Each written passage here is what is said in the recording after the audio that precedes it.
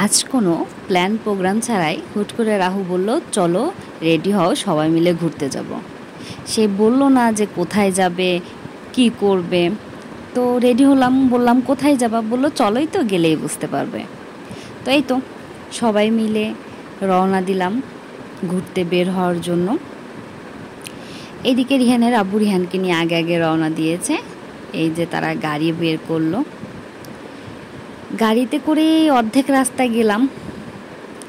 এরপরেই বলবো যে আসলে কোথায় গেলাম, কি করলাম।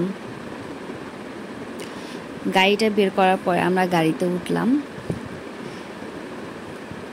একরকম ঘুরতেই যাচ্ছি, বাট বাহিরে এত পরিমাণে গরম ছিল, মানে খুবই বিরক্ত লাগছিল। যতটুকু সময়ে গাড়িতে ছিলাম জাস্ট ততটুকু সময়ে শুধু একটু ভালো লাগছিল। এরপরে যখনই গাড়ি থেকে নামছিলাম তখনই মানে খুবই অশান্তি লাগতেছিল। তো সিরাজগঞ্জ শহরের সব অলিগলিতে আবার গাড়ি নিয়ে ঢোকা যায় না।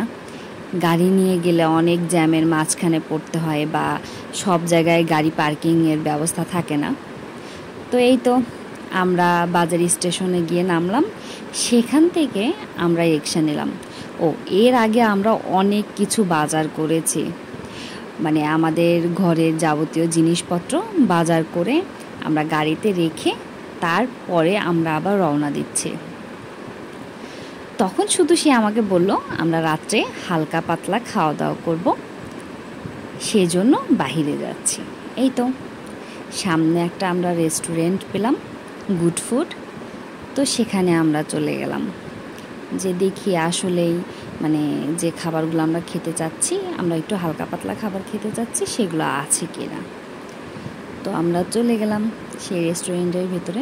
রেস্টুরেন্টটা মোটামুটি সুন্দরই ছিল, পরিবেশটা ভালো ছিল, বাচ্চাদের খেলার জায়গা ছিল। তো আমরা যাওয়ার পরে মেনু কার্ড দেখলাম। মেনু কার্ড দেখার পরে আমরা মানে ওনাদের যেটাই বলছিলাম ওনারা সেটাই বলছিল, এক পিস আছে বা নেই, শেষ হয়ে গেছে। কিন্তু পুরো রেস্টুরেন্ট একদম ফাঁকা ছিল, কোনো লোকজন ছিল না। তার একটা বিষয় ভালো লাগেনি, সেটা হচ্ছে যেটাই অর্ডার করা হচ্ছিল সেটা এক পিস ছিল বা ছিল না, এরকম কথা। তো সেই বিষয়টা একদমই ভালো লাগেনি। ওনারা বারবার বলছিল যেগুলো আছে সেগুলোর মধ্যে থেকে যদি একটু অর্ডার করতেন, মানে তারা ছাড়বেও না, আবার আমরা যেগুলো খেতে চাচ্ছি সেগুলোও তারা দিতে পারবে না, এরকম। তো আমরা বাহির থেকেই খাবার অর্ডার করি। বাহিরে এই খাবারটাও অনেক মজা, এর আগেও আপনাদের দেখিয়েছি। এখানকার বার্গারটা অনেক মজা। এখান থেকে আমরা বার্গার, চিকেন চাপ আর পরোটা অর্ডার করি, খেতে অনেক মজা ছিল।